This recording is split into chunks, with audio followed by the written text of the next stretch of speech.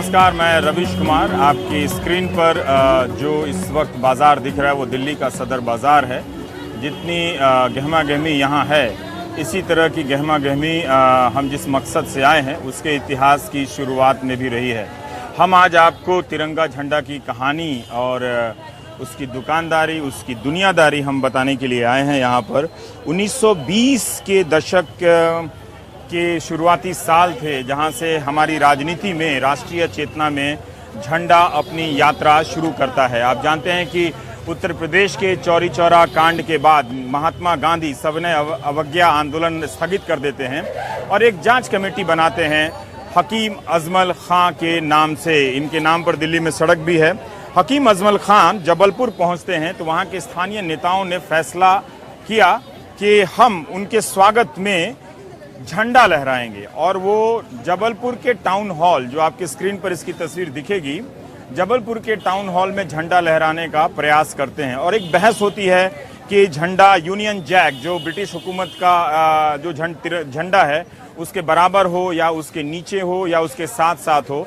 तो नगर पालिका कमेटी जो है वो प्रस्ताव खारिज कर देती है और तय करती है कि जो झंडा है, राष्ट्रीय झंडा है, उस वक्त इसे स्वराज झंडा कहते थे, जिसे गांधी ने 1921 में स्वीकार किया था। और आपको ये याद रखना चाहिए कि जब भी एक झंडा आप खरीदते हैं, आपको पी वेंकैया, जो मुसलीपट्टनम आंध्र प्रदेश के थे, उन्हें जरूर याद करना चाहिए, क्योंकि झंडे की यात्रा आपकी राजनीति में वहीं से शुरू होती है। और वही एक ऐसे शख्स थे जो 1916 से लेकर 1921 तक गांधी के पीछे पड़े रहे कि हमारे आंदोलन का एक झंडा होना चाहिए, एक राष्ट्रीय झंडा होना चाहिए। नमस्कार। तो गांधी कहते हैं कि ठीक है, झंडा बनाते हैं, लेकिन पी वेंकैया जो झंडा बनाते हैं उसमें लाल रंग है, सफ़ेद रंग है और हरा रंग है। और फिर भी गांधी को वो डिज़ाइन बहुत पसंद नहीं है, लेकिन गांधी स्वीकार करते हैं और यही झंडा जबलपुर टाउन हॉल में लहराया जाता है। ये 4 जुलाई 1922 को। तब ब्रिटिश हुकूमत जो है कुछ नोटिस लेती है और उसके एक साल बाद जबलपुर में ही एक छोटा सा सत्याग्रह जैसा हो जाता है झंडा को लेकर, मार्च करने को लेकर। लेकिन इसमें सुभद्रा कुमारी चौहान भी शरीक होती हैं और वो उनके साथ 2 और लोग हैं जो मार्च करते हुए गिरफ्तार किए जाते हैं। सुभद्रा कुमारी चौहान हैं, नाथूराम मोदी एक वकील थे, गोडसे नहीं जिन्होंने गांधी को मारा, नाथूराम मोदी थे, और एक प्रांतीय कांग्रेस नेता थे सुंदरलाल। इनके बाद एक झंडा फिर से लहराया जाता है 27 मार्च 1923 को बिलासपुर टाउन हॉल में। और उसके बाद ये आंदोलन पहुंचता है महात्मा भगवान दीन के जरिए नागपुर, और वहां पर ये 3 महीने तक झंडा सत्याग्रह चलता है, जिसे झंडा सत्याग्रह ही कहते हैं। और ये पूरा इतिहास सदन झा जो अभी सूरत में काम करते हैं, इतिहासकार हैं, उन्होंने EPW में एक लेख लिखा है, मैं वहीं से जानकारी उठाकर आप तक पहुंचा रहा हूं। तो नागपुर में हर रोज एक आदमी झंडा लेकर जाता है और सिविल लाइंस में गिरफ्तारी देता है। ये तब तक, मतलब 1923 के साल तक ब्रिटिश हुकूमत सतर्क हो जाती है झंडे को लेकर। और नागार्जुन का एक प्रसंग है, सदन झा ने लिखा है कि जैसे ही ये खबर पहुंचती है कि हमारा झंडा लहराया गया है, गांव-गांव में जो हताशा छाई हुई थी सविनय अवज्ञा को वापस लेने के बाद, फिर से एक नई राष्ट्रीय चेतना उभरती है। तो ये बहुत ही दिलचस्प कहानी है हमारे तिरंगे की। जितना मैं जानता हूँ, इन लोगों से पढ़कर आया हूँ, वो सब मैं हम बताते रहेंगे। पर इस वक्त आप जानते हैं कि 15 अगस्त का दिन है और आपके तिरंगे की खरीदारी का एक मौसम भी है और कई तरह का झंडा जो है बड़े आदर और सम्मान के साथ यहाँ पर बिक रहा है। आपका नाम सर? हाँ, अशोक भाई। अशोक भाई, कितने साल से आपके ये झंडे की दुकान है? ये हो गई 8-9 साल। 8-9 साल हो गए? जी सर, 8-9 साल से हो गए। तो तिरंगे की क्या क्या वेराइटी है आपके पास? ये गाड़ी में लगाने से लेकर गाड़ी में लगाने से कार फ्लैग है, कार फ्लैग भी है, झंडे हैं। अच्छा, हाँ, मफलर भी है, हाँ, वो ये अच्छा, ये भी है, बैजेस भी हैं आपके पास, हाँ, गुब्बारा भी है। तो इनके पास जो तिरंगा का जो ये आप लोग खरीदते कहाँ से हैं? इसे छोटे-छोटे कारीगर बनाते हैं, घरों में यहीं सदर बाजार में ही घरों में बनाते हैं। ये और ये एक जो झंडा है, ये जो अभी खोल रहे हैं, ये कितने का है? ये सर 30 रुपए ये 30 रुपए का। ये किस कपड़े का बना हुआ है? ये सूरत से बना हुआ है जी, मिल से छपा हुआ है। अच्छा, माइक्रो बोलते हैं इसको। अच्छा, ओ, लेकिन हाँ, तो मैं बता रहा था कि 1923 तक जब नागपुर में सत्याग्रह होता है, तब कांग्रेस का भी ख्याल जाता है कि हमारा भी एक औपचारिक झंडा होना चाहिए। और खूब बहस होती है। तो फिर 1931 में कांग्रेस झंडे को स्वीकार करती है, लेकिन पहली बार जब जबलपुर टाउन हॉल में लहराया जाता है, फहराया जाता है, तब कांग्रेस का वो औपचारिक झंडा नहीं था, स्वराज झंडा के रूप से जाना जाता था। तब लाल की जगह केसरिया रंग आ जाता है। लेकिन अभी आप देखेंगे कि केसरिया रंग का भी कितना वैरायटी है। उस वक्त भी काफी विवाद चला था, क्योंकि ये कच्चा रंग होता है, तो गेरुआ से भी कई बार मैच कर जाता था, कभी बसंती रंग से मैच कर जाता था। फिर धीरे धीरे आप देखेंगे कि केसरिया रंग में ही एक तरह से बहुत सारा चेंज आपको दिखेगा। ये हरा तो सेम है, मतलब एक गाढ़ा या हल्का, हाँ गाढ़ा केलता हल्का बदलता जाता है ये सारा रंग जो है ये। तो ये एक वो कहानी चलती है 1931 में। और फिर जो झंडा है, जब संविधान सभा तय करती है आज़ादी की पूर्व संध्या पर, तब वहाँ पर चरखा जो है, गांधी चाहते थे कि इसमें चरखा रहे, और चरखा क्योंकि उन्हें लगता था कि ये अहिंसा का प्रतीक है झंडा, और लेकिन संविधान सभा तय करती है कि चरखा की जगह अशोक चक्र, तब फिर चरखे की जगह अशोक चक्र एक तरह से स्थान पाता है। जो झंडा जो है आपका एक तरह से तिरंगा मुकम्मल होता है, और जिसको लेकर हमारी राष्ट्रीय चेतना का और राष्ट्रभक्ति का एक प्रतीक भी है, एक सम्मान है।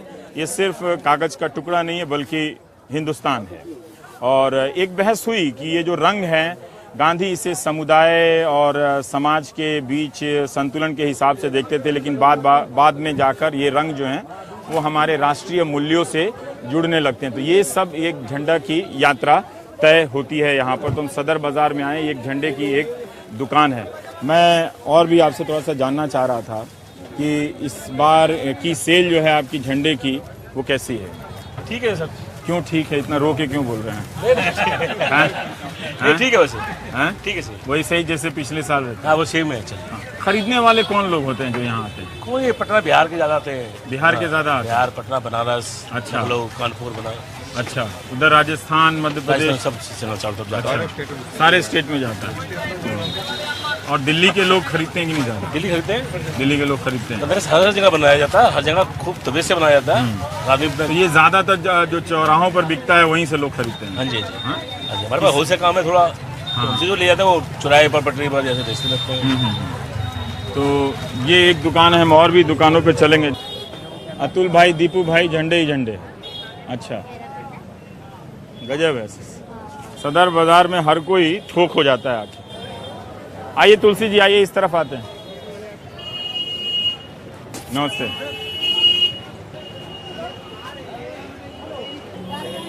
कितने की है टोपी है? अब धीरे धीरे हमारा भी ये टोपी, ये हम भी अब थोड़ा, पहले हम संकोच करते थे इन तीन रंगों को लेकर, काफ़ी औपचारिक होते थे, लेकिन धीरे धीरे अमेरिकी अंदाज में हम राष्ट्रीय झंडे को अपने आजू बाजू भी लगाने लगे हैं। लेकिन ये झंडा नहीं है, ये तिरंगा है, उसकी एक टोपी बनी है। कितने की टोपी है ये? उल्टा लगा रखा है? ऐसे लगाना है, ऐसे, सॉरी ऐसे उल्टा लगा लिया था। ये सही है? कितने की है? ये 12 रुपये की एक है। ये एक और झंडा है, ये इधर सामने से है। हाँ, ये एक और टोपी है। हाँ, और क्या है तिरंगे के आइटम में? ये पतंग भी है 15 अगस्त के लिए, ये बैजेस लगाने के लिए। क्या स्कूलों में बांटते हैं क्या? हाँ? इसका बताया नहीं कितने का है? 10 रुपए की एक है। हाँ, ये कलाई में बांधने वाले तिरंगे है एक। ये देखिए, लॉकेट, जय Hind, I love my India, फिर दोस्ती वाला बैंड, 3 आइटम। तो कैसे यहाँ पर बिक्री चल रही है, तरह तरह के बैजेस हैं। और क्या है? ये टोपी हर साल आती है क्या ऐसे? कहाँ से आई है बन के? ये यहीं की है, यहीं बन के आई है। ये कितने का पैकेट है ये? ये 20 रुपए का। कितना झंडा? 12 झंडा। एक कार में लगाने वाला है। ओ, और ये झंडा कितने का है? ये 100 रुपए का पैकेट है। ओ, जैसा कि हमने आपको बताया कि हम सदर बाजार में हैं, होलसेल मार्केट है यहाँ पर। कुछ लोग बाहर स्टॉल भी लगाकर बेच रहे हैं। तो कई पुराने दुकान हैं, कुछ नई दुकानें हैं।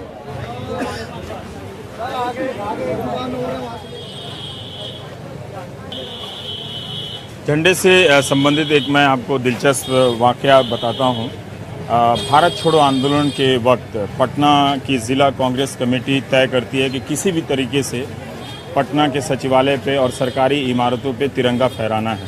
7 लड़के तिरंगा लेकर चलते हैं और पुलिस से 2.5 घंटे तक उनकी झड़प होती है। अंत में वो तिरंगा लहराते हैं लेकिन गोलियों के शिकार होते हैं और शहीद हो जाते हैं। तो जब आप पटना जाएंगे चुनाव के दिनों में तो आप देखेंगे कि वहाँ एक शहीद स्मारक बना हुआ है और 7 लड़के उस झंडे को लेकर आगे बढ़ते हुए नज़र आ रहे हैं। तो ये हमारे झंडे का इतिहास है। गांधी अहमदाबाद में जब झंडा फहराते हैं तो तब तक वो हिंदू मुस्लिम झगड़े जो थे वो चरम पर पहुंच रहे थे। तो उससे काफ़ी आजिज़ आ गए गांधी और कहने लगे कि यहाँ पे जो भी झंडा मैं फहरा रहा हूँ, गवाह है उस घटना की, वो ये शपथ ले कि ये मुल्क सबका है, ये आज़ादी सबका है। जो ये कहते हैं कि सब मिल के नहीं रह सकते, वो झंडे का सम्मान नहीं कर सकते। तो एक तरह से वो हमारी एकता, शांति, सद्भावना, इसका भी प्रतीक बनता हुआ चला जाता है। सिर्फ राष्ट्रीय प्रतीक ही नहीं है, वो मुल्क का ही निशान नहीं है, बल्कि इन सामाजिक जो सद्भावना के जो ज़रूरियात हैं उनका भी प्रतीक झंडा बनता चला जाता है। तो ये एक संघर्ष की भी कहानी है। उसी दौरान एक और संस्था उभर रही थी जो अपना एक केसरिया झंडा बनाए। आरएसएस का भी झंडा 1925 में बन रहा है। अकाली दल भी हस्तक्षेप करते हैं अपने तरीके से कि इसमें केसरिया की जगह पीला रंग होना चाहिए। तो बहुत तरह का इतिहास है हमारे झंडे का, जो शायद आज ये वक्त ना मिले। लेकिन हम सदर बाज़ार में देखने आए हैं कि 15 अगस्त के दौरान की जो यहाँ बिक्री है और जो बाज़ार की जो चहलकदमी है, आप देख सकते हैं कि यहाँ और भी चीज़ें बिक रही हैं। राखी का भी बहुत सारा यहाँ यहीं से होलसेल खरीद के लोग राखी ले जाकर आपको दिल्ली में या फिर हिंदुस्तान भर में यहीं से थोक में राखी और झंडे की सप्लाई होती है। तो आप देख सकते हैं कि इन जगहों पे ये देखिए राखियाँ कितनी यहाँ पर राखियाँ। तो ये भी एक राजनीतिक कार्यक्रम होने वाला है, तो उसमें भी राखियों की काफ़ी खपत हो जाएगी इस वक्त।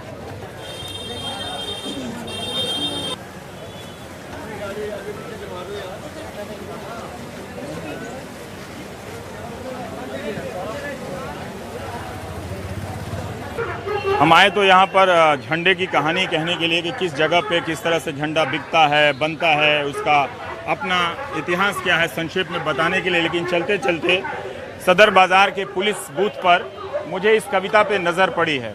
ये कविता तमाम कवियों की कविता को फेल करती है एक तरह से, क्योंकि एक ऐसी कविता है जो बाज़ार को लेकर अपनी पहचान को दिखाती है। देखिए किस तरह से, कितना प्यार से कवि ने लिखा है। सदर बाज़ार इसका उन्वान है। स्नेह सागर है सदर बाज़ार, जहाँ प्यार भरा है बेशुमार। जाति धर्म का भेद न कोई, बस एक बड़ा सा ये परिवार। ये तो वह है पावन भूमि, ये तो वह पावन भूमि है जहाँ संस्कार हमारे जीवित हैं। नगर कीर्तन झांकी जुलूस में बात यही तो निहित है। धर्म सहिष्णुता की है मिसाल, यहाँ लोग गजब के रहते हैं। एक दूजे की दुख तकलीफें सब मिल बांट कर रहते हैं। यहाँ गंगा जमुना सी एकता, हिलमिल सब जन रहते हैं। अस्तित्व विहीन है बैर भाव, मधुरस धारा सम बहते हैं। कमाल है भिन्न भिन्न बाजार, यहाँ हर सामान यहाँ पर मिलता है। सजी धजी है सभी दुकानें, दृश्य मनोहारी अति लगता है। कमाल है, एक बाजार की पहचान और उसकी तस्वीर बनाते बनाते कवि जो है सदर बाजार के जरिए हिंदुस्तान की तस्वीर खींच देता है। और लास्ट में लिखता है, धन्य है ये सदर हमारा जो ये प्रीत का सागर उमड़ पड़ा। धन्य है ये सदर हमारा जो ये प्रीत का सागर उमड़ पड़ा। छोड़ छाड़ के सभी मिले, यहाँ प्यार का बादल घुमड़ पड़ा। इसीलिए संसदीय राजनीति को छोड़कर यहाँ आया हूँ। देखिए इतनी अच्छी कविता मिली। नेताओं के वही इज इक्वल टी के फॉर्मूले, वो उनका कुर्ता फाड़ रहे हैं, ये उनका कुर्ता फाड़ रहे हैं। और प्रतियोगिता लगी है कि कौन ज़्यादा भ्रष्ट है ना, इसका कंपटीशन लगा हुआ है। तो वो छोड़ के हम आए हैं। जी नमस्ते। तो हम आए हैं यहाँ पर इस सदर बाज़ार, कितना बढ़िया कविता सदर बाज़ार पे। जिस कवि ने लिखी है उसको मेरा सादर प्रणाम। सदर बाज़ार की सफरा तफरी से घबराएं ना, दिल मजबूत रखें। यहाँ से अरबों रुपए का कारोबार होता है और पूरे हिंदुस्तान भर में सामान जाता है।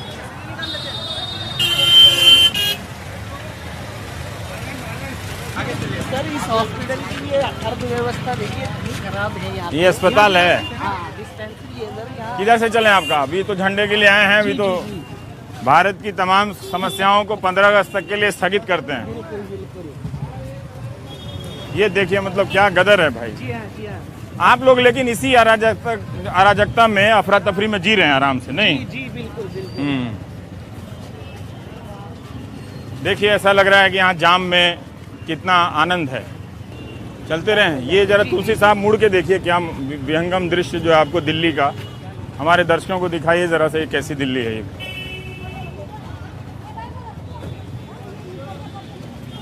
वो जो संसद में लोग बात करते हैं ना कि हिंदुस्तान चमका रहे हैं, वो देखिए यहाँ पर कितना चमका हुआ है।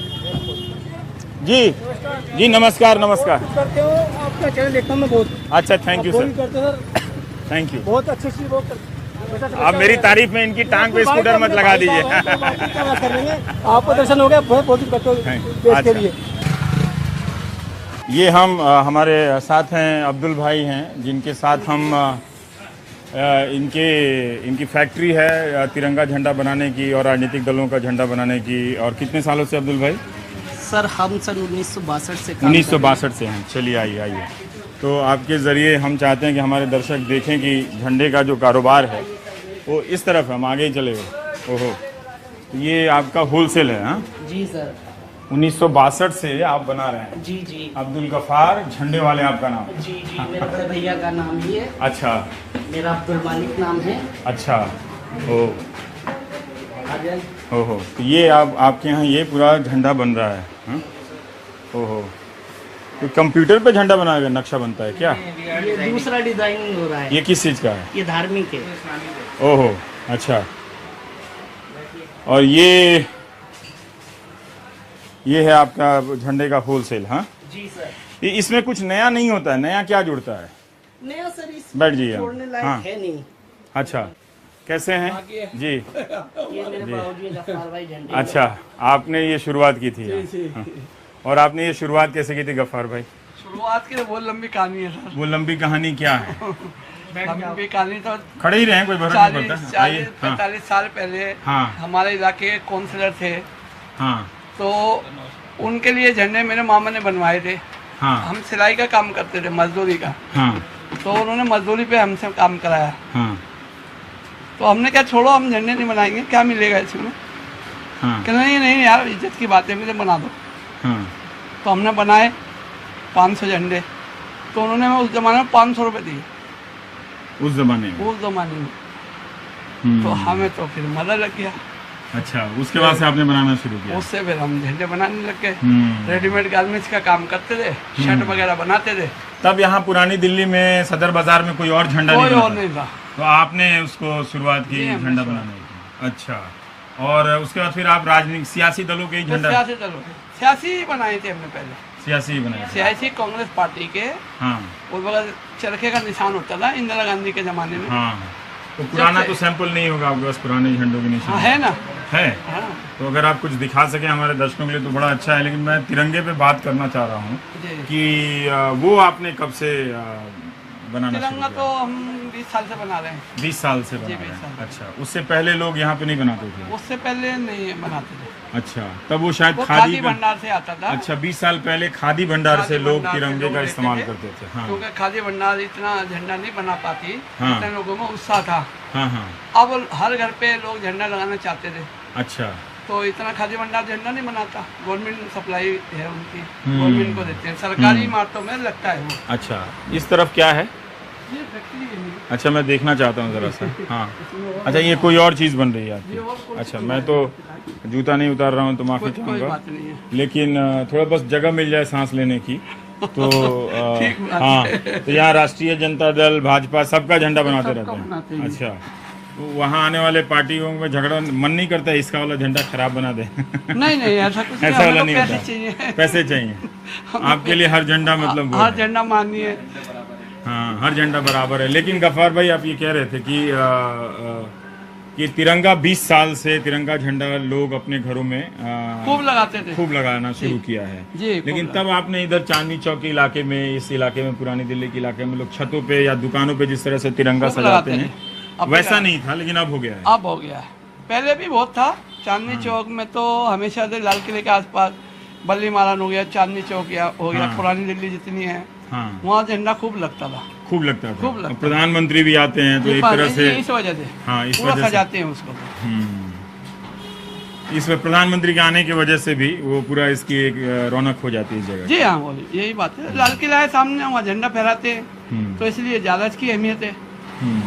इस इलाके को फिर ज्यादा सजाया जाता है। यहाँ लेडीज चूड़ियाँ पहनती हैं तिरंगी, तिरंगा मेकअप करते हैं, तिरंगे कपड़े पहने जाते हैं, तिरंगी पट्टी लगाते हैं माथे पे, तो इसलिए यहाँ बहुत ज्यादा इसका वो है। ये सब राजनीतिक दलों, लेकिन आपका मूल कारोबार जो है वो राजनीतिक दलों के झंडे से ही चलता है, चुनाव आयोग की कृपा से कि जहाँ जहाँ चुनाव हो और वहाँ पे वो सारा बनने लगा है। नहीं, ठीक है। पर उनका तो झंडा बनाने का जो कायदा है वो आप कैसे भी बना सकते हैं उनके ऑर्डर के हिसाब से। हाँ, वो ऑर्डर के हिसाब से बनता है और स्टॉक भी रखते हैं हम। स्टॉक भी रखते हैं, वो होता है। आते हैं यहाँ बीजेपी वाले मांगा तुरंत झंडा हाँ, सप्लाई 1 लाख झंडा मांगा 1 लाख दे दिया, 2 लाख मांगा 2 लाख दे दिया। अच्छा, ऐसे स्टॉक रखती है बीजेपी का, कांग्रेस का, एनसीपी का, और जो वो हम चाहते थोड़ा अगर पुराने झंडे अगर आप दिखा सकते निकल जाता है, तब तक मैं अब्दुल भाई से बात करता हूँ। कांग्रेस का पुराना झंडा है। हाँ, मैं दिखाइए जरा सा, दिखाइए निकाल। हाँ, इधर क्या है, इधर आइए अब्दुल भाई। हाँ, हम ऐसे ही बिना इजाजत के पहुंच जाते हैं धमाक से। बड़ी खुशी की बात है, आप यहाँ पर आए, तशरीफ लाए, हमारा तो बहुत मन खुश हो रहा है कि आप इतने बड़े पत्रकार और इतने बड़े ये बहुत अच्छा काम करते हैं। ये क्या है? और आप बिल्कुल साफ कोई टीवी पे न्यूज वगैरह में। ये तो चरखा वाला झंडा है। जी सर। तो ये अब इतना नया क्यों बना के रखा है? मैंने कांग्रेस अपने निशान तो नहीं बदलने वाली? नहीं, ये असल कांग्रेस तो यही है। हाँ, असल कांग्रेस तो यही है। अच्छा जब ये AICC में आप जाएंगे तो ये चरखे का झंडा ही लगा हुआ मिलेगा आपको। अच्छा, वो हाथ वाला नहीं मिलता? हाथ वाला नहीं मिलेगा, क्योंकि इंडियन नेशनल कांग्रेस यही है। अच्छा, और वो हाथ छाप वाला हाथ झंडा? वाला वो पार्टी का चुनाव चिन्ह है। अच्छा अच्छा, आप कह रहे हैं कि AICC में जाने पे चरखा वाला झंडा अब भी चरखे मिलता वाला ही है? मिलेगा। वो देखिए, इसको बाकायदा राष्ट्रीय तरीके से फहराते हैं, वो ओ शाम को उतार लेते हैं। अच्छा, वहाँ पे तभी मुझे लगा कि आपने नया कहाँ से निकाल दिया।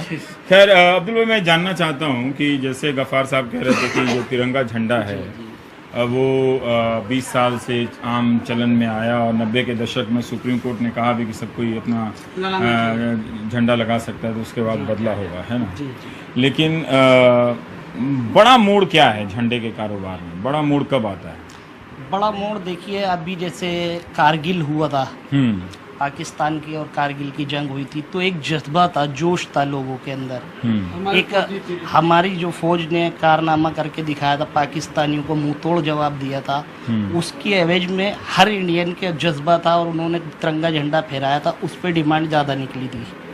अभी जैसे कोई उत्सव होता है, अब ये 15 अगस्त है, इंडिपेंडेंस डे, ये हमारे लिए, हमारे पूरे भारतवर्ष के लिए एक इतना बड़ा त्योहार है, समझो कि इसे सारे कौम मिलके बनाती हैं और खूब इसके अंदर जोश और खरोश से। पर आप कह रहे थे कि कारगिल के समय लोग खरीदने लगे थे, मतलब वो 26 जनवरी और 15 अगस्त के अलावा भी, है ना? वो एक ऐसा था कि लोग आकर झंडा लेके गए बिल्कुल बिल्कुल अपने घरों में लगाने के लिए। और फिर उसके बाद दूसरा मोड़ आपकी जिंदगी में? जैसे दूसरा मोड़ अभी अन्ना जी का आंदोलन हुआ था, तो उसके अंदर जो झंडा बिका चलते था, रहते, हाँ, उसके अंदर बड़ा जबरदस्त काम हुआ था, तो हमारे से पूरा भी नहीं हो पा रहा था। ये वैसे बीच में बता दो, ये बीजेपी के लिए भी सामान है, कलम वगैरह। जी। पता नहीं बिहार में वो साड़ी वाड़ी बंटने वाली। नई पार्टी बनाई है उन्होंने, वकील साहब हैं। अच्छा, और यहाँ योगेंद्र यादव, जय किसान, नहीं, वो अपने प्रशांत भूषण। प्रशांत भूषण जी ने अभी अच्छा। अभी झंडा बनाया हमने। अच्छा, क्या बात है। किसान बोलो। मैं तो आया था यहाँ पे तिरंगे की कहानी की तलाश में, लेकिन अब देखिए कि जो भी जहाँ झंडा बनाता है वो गफ्फार भाई और अब्दुल भाई के यहाँ आना पड़ता है। क्या बात है। ये क्या है? स्वराज अभियान। अच्छा, बड़ी अच्छा।